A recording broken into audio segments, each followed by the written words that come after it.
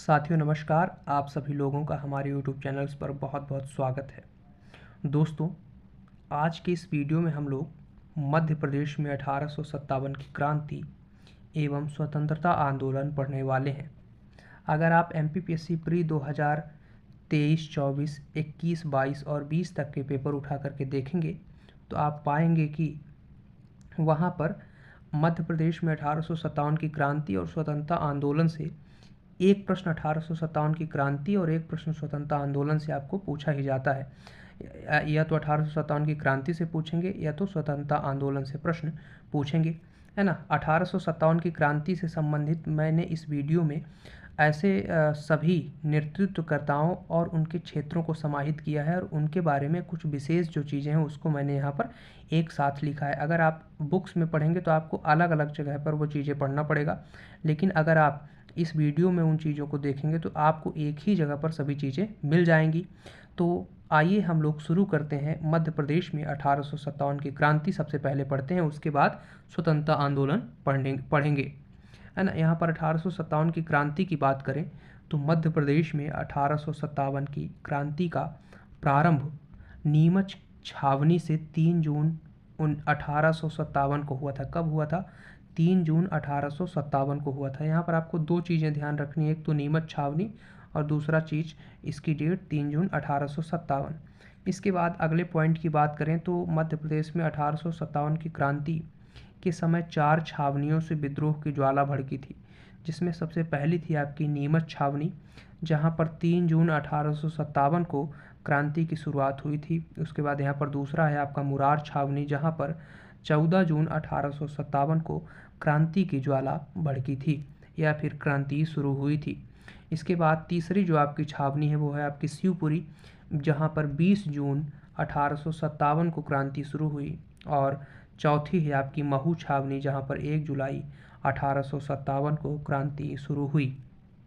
तो इस तरीके से 4 महत्वपूर्ण छावनियां थीं जहां पर अलग अलग समय पे क्रांति शुरू हुई। आपको चारों के नाम और डेट यहाँ पर ध्यान रखना है। इसके बाद हम लोग आगे चलते हैं और बात करते हैं क्रांति में शामिल प्रमुख नेतृत्वकर्ता और उनके क्षेत्र और उनसे जुड़ी विशेषताओं के बारे में। यहाँ पर एक तरफ आपको नेतृत्वकर्ता यानी कि जिन लोगों ने क्रांति में भाग लिया वो लिखा हुआ है, दूसरी तरफ वो क्षेत्र लिखे हुए हैं जहाँ से वो लोग भाग लिए, और तीसरी ओर वहाँ पर उनसे संबंधित कुछ विशेष चीज़ें लिखी गई हैं जो कि आपके परीक्षा में पूछी जा सकती हैं। सबसे पहले हम लोग बात करते हैं प्रसिद्ध आदिवासी नायक भीमा नायक की। किसकी बात करेंगे? भीमा नायक की। इनके क्षेत्र की बात करें तो सेंधवा बड़वानी इनका क्षेत्र था, और इनके बारे में विशेष चीज़ है कि इनको पोर्ट ब्लेयर में ले जा करके फांसी दी गई थी। पोर्ट ब्लेयर आज के समय में अंडमान निकोबार की राजधानी है और अब इसका नाम भी बदल दिया गया है ना। तो कहाँ पर? पोर्ट ब्लेयर में।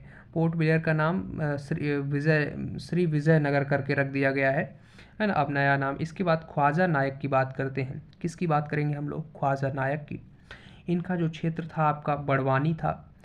ये जो है तो 11 अप्रैल 1857 को अम्बा पानी के युद्ध में शहीद हो गए थे। तो आपको ध्यान रखना है कि अम्बा पानी के युद्ध में कौन शहीद हुआ था? तो ख्वाजा नायक शहीद हुए थे। ये जो युद्ध है आपका 11 अप्रैल 1857 को अंग्रेज़ और भील टुकड़ी के मध्य यानी कि ख्वाजा नायक और भीमा नायक के साथ जो भीलों की टुकड़ी थी उसके बीच में युद्ध हुआ था। इसके बाद अगले महान क्रांतिकारी और हमारे आदिवासी नेतृत्वकर्ता टांटिया भील की बात करें या टांटिया मामा की बात करें तो इनका जो है तो विशाल क्षेत्र था, यानी कि पूरे निमाड़ क्षेत्र में इनका क्या था? दबदबा था। पूरे निमाड़ यानी कि खंडवा, खरगोन, बड़वानी क्षेत्र में, है ना। इन्हें भारतीय आदिवासियों का रॉबिन हुड कहा जाता है। क्या कहा जाता है? भारतीय आदिवासियों का रॉबिन हुड कहा जाता है ना। इसके बाद बात करें हम लोग राजा बखत बली की। किसकी बात करें? राजा बखत बली की। तो इनका जो क्षेत्र था वो शाहगढ़ सागर था। क्या था आपका? शाहगढ़ सागर। अगर हम बात करें टांटिया भील के मृत्यु की तो इन्हें जो है तो आपके 4 दिसंबर, अभी हाल ही में 4 दिसंबर 1889 को जो है तो इनका 4 दिसंबर को इनका क्या था? शहीद दिवस था इनके, है ना।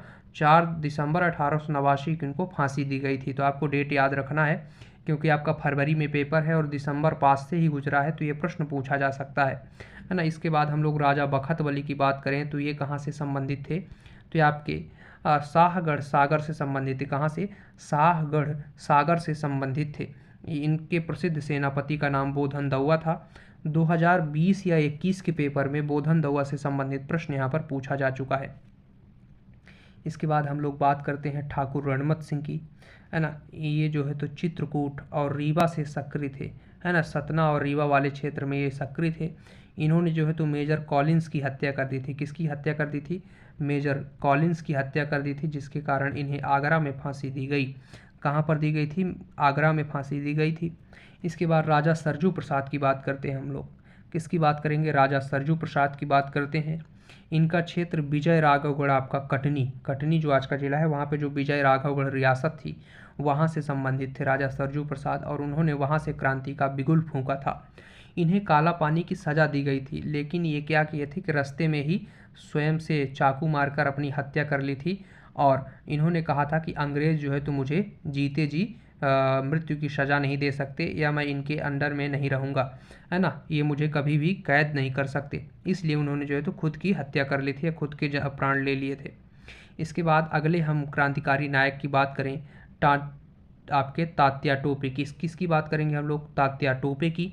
इनका क्षेत्र ग्वालियर और झांसी रहा। ये रानी लक्ष्मीबाई के सहायक के रूप में इन्होंने युद्ध किया।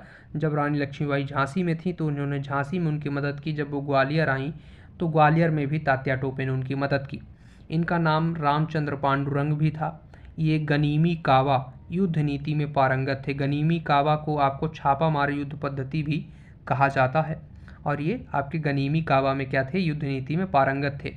इसके बाद रानी लक्ष्मीबाई की बात करें हम लोग, तो रानी लक्ष्मीबाई ग्वालियर और झांसी से युद्ध के मैदान में उतरी थी। पहले वो झांसी से अंग्रेज़ों के खिलाफ युद्ध लड़ा, फिर उसके बाद जब वहाँ हार गई तो वो ग्वालियर में आकर के अंग्रेज़ों के खिलाफ युद्ध लड़ी।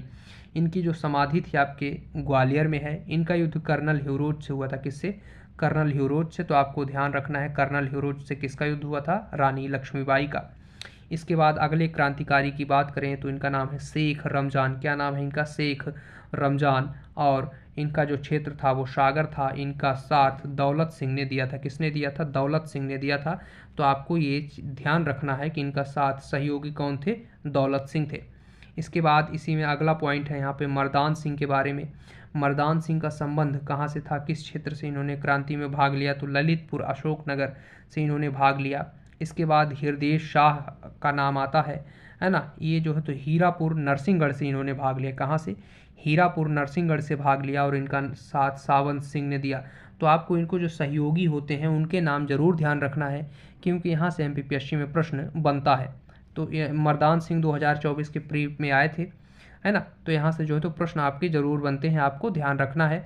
इसके बाद शहादत खान की बात करते हैं। किसकी बात करेंगे हम लोग? शहादत खान की। इनका संबंध आपके महू से था। इनकी समाधि इंदौर में एमपीपीएससी ऑफिस के सामने है। जब कभी भी आप आयोग के सामने जाएं तो वहाँ पर आप देखेंगे रोड के इस पार अपोजिट साइड, तो वहाँ पे आपको छोटी सी एक क्या समाधि स्थल इनका दिखाई देगा। इसके बाद अगले क्रांतिकारी की बात करें, भागीरथ सिलावट की, तो ये आपके इंदौर से संबंधित थी। इन्होंने इंदौर से क्रांति का नेतृत्व किया था। इसके बाद हम लोग बात करते हैं राजा बख्तावर सिंह की। किसकी? राजा बख्तावर सिंह की। तो ये धार के अमझेरा रियासत से संबंधित थे। कहाँ से? धार के अमझेरा रियासत से संबंधित थे। इन्हें 10 फरवरी 1858 को, कब? 10 फरवरी 1858 को इंदौर में फांसी दे दी गई थी। इसके बाद हम बात करते हैं सदा शिव राव की। किसकी बात करेंगे? सदा शिव राव की, है ना। इन्होंने जो है तो उज्जैन महिदपुर से क्रांति में भाग लिया था। कहाँ से? उज्जैन महिदपुर से क्रांति का नेतृत्व किया था। इन्होंने युद्ध की गुरिल्ला पद्धति अपनाई थी। कौन सी पद्धति? गुरिल्ला पद्धति अपनाई थी। इसके बाद अगले हैं यहाँ पे शंकर शाह रघुनाथ शाह। इनका जो क्षेत्र है आपका गढ़ा मंडला है। इन्होंने तलवार और कलम दोनों से अंग्रेजों का विरोध किया था। तलवार और कलम से यानी कि उन्होंने अंग्रेजों के विरोध में कई सारे क्या लिखे थे? लेख भी लिखे थे, और बाद में उन्होंने जो है तो उनसे युद्ध भी किया। इसलिए इनको कहा जाता है कि उन्होंने तलवार और कलम दोनों से अंग्रेजों का विरोध किया था। इसके बाद यहाँ पे हमारे अन्य महत्वपूर्ण नेतृत्वकर्ता हैं फाजिल मोहम्मद खान और आदिल मोहम्मद खान। इन्होंने रायसेन जिले से, और हम कहें तो भोपाल रियासत उस समय का क्या था? भोपाल रियासत के अंतर्गत आपका रायसेन आता था, वहाँ से इन्होंने क्रांति का नेतृत्व किया था। ठीक, तो यहाँ पर हमने 1857 के जो हमारे सूरमा थे, नेतृत्वकर्ता थे, क्रांतिकारी थे, उनके बारे में एक एक करके हमने पढ़ा। इसके बाद हम लोग पढ़ेंगे मध्य प्रदेश में स्वतंत्रता आंदोलन और उसमें मध्य प्रदेश का योगदान, है ना। यहाँ से भी एमपीपीएससी में प्रश्न जो है तो हर बार पूछा जाता है। अगर आप 2024 का पेपर उठा करके देखें तो बिल्स के राजकुमार जब रतलाम आए थे, उनका विरोध किया गया था, वो प्रश्न 2024 के आपके प्री में पूछा जा चुका है। तो यहाँ पर मैंने बहुत सारे महत्वपूर्ण फैक्ट समाहित किए हैं जहाँ से आपके 2025 में प्रश्न पूछे जा सकते हैं। सबसे पहले बात करें कि मध्य प्रदेश में राजनीतिक गतिविधि कब से शुरू हुई, यानी कि कब से राजनीतिक जागरूकता आई, लोगों ने आंदोलन करने शुरू किए या फिर अंग्रेजों का विरोध करना शुरू किया। तो वो समय था आपका 1906। कब? 1906 से जब राजनीतिक गतिविधि शुरू हुई। और कहाँ से हुई? तो आपके जबलपुर से हुई, है ना। कहाँ से हुई? आपके जबलपुर से। इसके बाद जबलपुर में वर्ष 1907 में क्रांतिकारी दल का गठन हुआ था। किसका हुआ था? क्रांतिकारी दल का गठन किया गया था।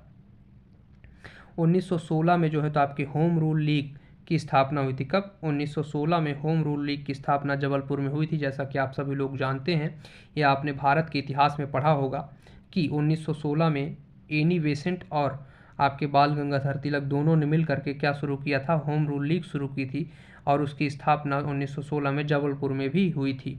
इसके बाद पहला हमें आपने यहाँ क्या पढ़ेंगे? स्वतंत्रता आंदोलन। जैसे भारत में जब खिलाफत आंदोलन हुआ तो उस समय मध्य प्रदेश में उसका नेतृत्व कौन कर रहा था? अगर इसकी बात करें हम तो मध्य प्रदेश में इसका नेतृत्व आपके अब्दुल जब्बार खान कर रहे थे। आपको ये नाम याद रखना है। खिलाफत आंदोलन कब शुरू हुआ था? तो 1919-1920 में।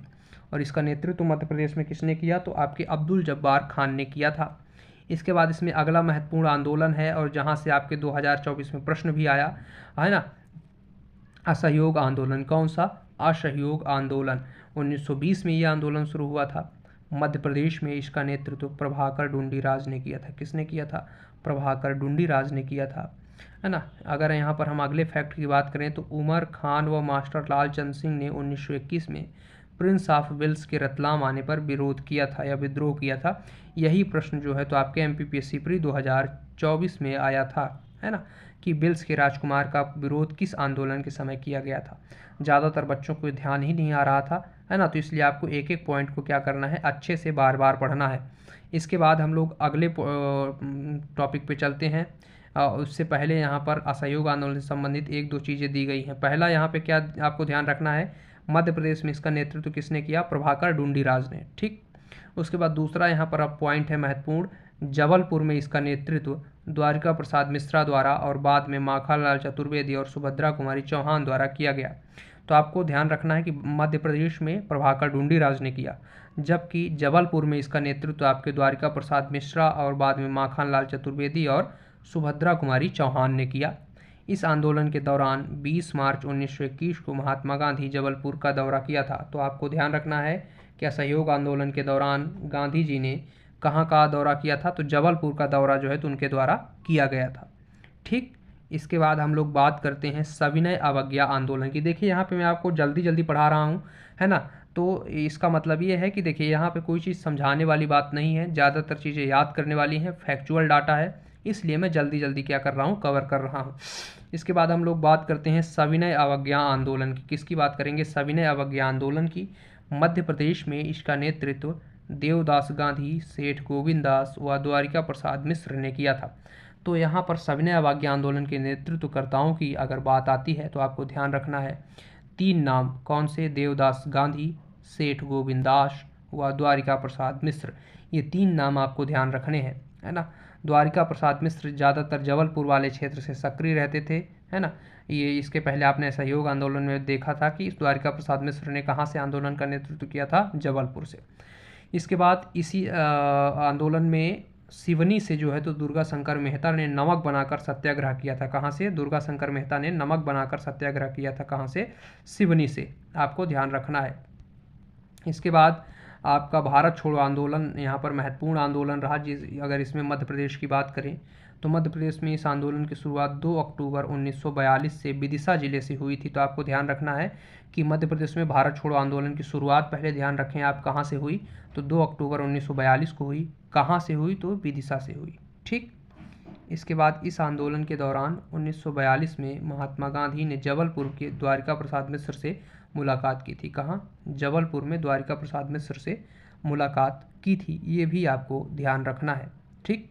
इसके पहले असहयोग आंदोलन में भी गांधी जी आए थे और एक बार फिर वो जो है तो 1942 में फिर से द्वारिका प्रसाद मिश्र से मुलाकात करने वो जबलपुर आए।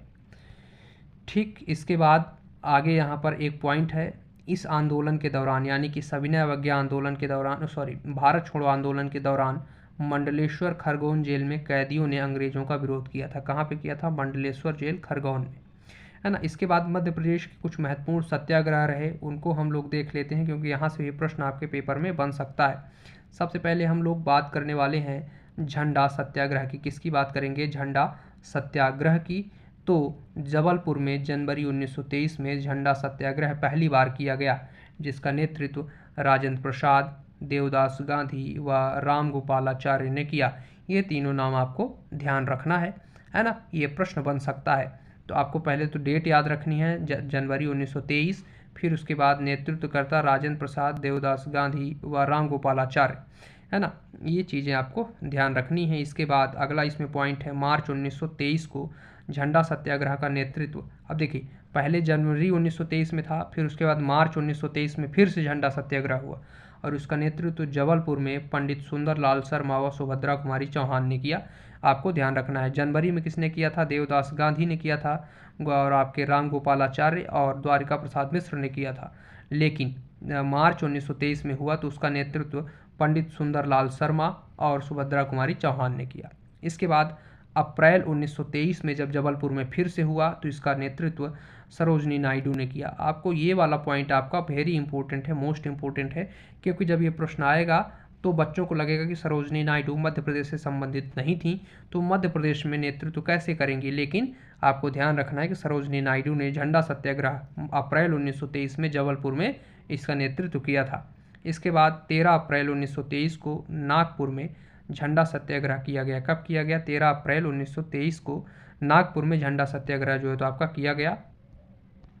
18 जून 1923 को, है ना, मध्य प्रदेश में झंडा दिवस मनाया गया। कब? 18 जून 1923 को मध्य प्रदेश में आपका झंडा दिवस मनाया गया। तो आपको ध्यान रखना है कि कब मनाया गया था, तो 18 जून 1923 को।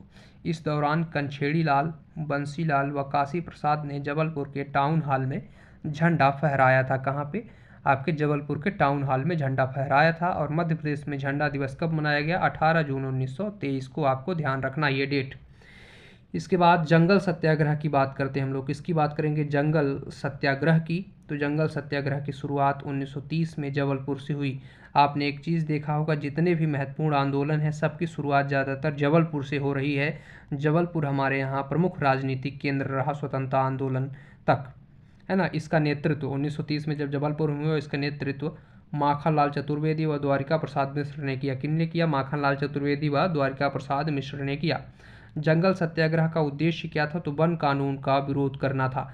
वन कानून का विरोध इसलिए करना था क्योंकि अंग्रेज़ों ने नियम बनाया कि अब वन से जो है तो लकड़ी काटने के लिए अंग्रेज़ों से परमिशन लेनी पड़ेगी। अगर इन्हें पशु चराना है या पशु चारण करना है तो उसके लिए इससे अंग्रेज़ों से परमिशन लेनी पड़ेगी। और कोई भी वनोपज या कुछ चीज़ इकट्ठा करना है तो उसके लिए भी अंग्रेज़ों से परमिशन लेनी पड़ेगी। इसके लिए जो है तो लोगों ने क्या किया था? इसका विरोध किया था। तो 1930 में पहली बार जबलपुर में इसका विरोध शुरू हुआ, जिसका नेतृत्व माखनलाल चतुर्वेदी व द्वारिका प्रसाद मिश्र ने किया। इसके बाद अगला जो यहाँ पर इसका विरोध हुआ या फिर सत्याग्रह शुरू किया गया, वो आपका बैतूल के घोड़ा डोंगरी में किया गया, जहाँ पर जंगल सत्याग्रह का नेतृत्व गज्जन सिंह कोरकू द्वारा किया गया और ये अगस्त 1930 में था। कब? अगस्त 1930 में किया गया। इसके बाद सिवनी का टूरिया जंगल सत्याग्रह, ये भी ध्यान रखना है आपको, सिवनी का टूरिया जंगल सत्याग्रह, इसका नेतृत्व दुर्गा शंकर मेहता द्वारा 9 अक्टूबर 1930 को किया गया। कब किया गया? 9 अक्टूबर 1930 को किया गया। इसके बाद इसमें जो है अंतिम जंगल सत्याग्रह आपका उमरिया में घुनघुटी जंगल सत्याग्रह रहा। कौन सा? घुनघुटी जंगल सत्याग्रह, और ये अक्टूबर 1930 में किया गया। तो इस तरीके से आपको सभी जंगल सत्याग्रह क्या करने हैं? ध्यान रखने हैं, इनकी डेट और इनके नेतृत्वकर्ताओं को, क्योंकि यहाँ से प्रश्न बन सकता है ना। इसके बाद इसमें एक और पॉइंट है आपके, ये है ओरछा में जंगल सत्याग्रह भी किया गया, जिसका नेतृत्व लाला राम वाजपेयी ने किया। किसने किया? लाला राम वाजपेयी ने। और ये सितंबर 1930 में सत्याग्रह आयोजित किया गया था। इसके बाद नमक सत्याग्रह है आपका। कौन सा? नमक सत्याग्रह 1930 में हुआ और इसका नेतृत्व जबलपुर से सेठ गोविंद दास व द्वारिका प्रसाद मिश्र ने किया। कहाँ से किया? आपके जबलपुर से सेठ गोविंद दास व द्वारिका प्रसाद मिश्र ने किया। और यहाँ पर आपके सिवनी के जहाँ पे आप लोग सिवनी कर लीजिए, सिवनी से दुर्गा शंकर मेहता ने नमक बनाकर आंदोलन का नेतृत्व किया। तो इस तरीके से नमक सत्याग्रह में जो है तो जबलपुर और सिवनी मुख्य केंद्र रहे, जहाँ से आंदोलन में जो है तो लोगों ने बढ़ चढ़कर भाग लिया। तो यहाँ पर जो है तो हम लोगों ने स्वतंत्रता आंदोलन और 1857 की क्रांति को इस वीडियो में देखा। इसी तरीके के महत्वपूर्ण वीडियोज़ को देखने के लिए आप सभी लोग हमारे चैनल को सब्सक्राइब करें तथा हमारे ऊपर सहयोग बनाए रखें। धन्यवाद।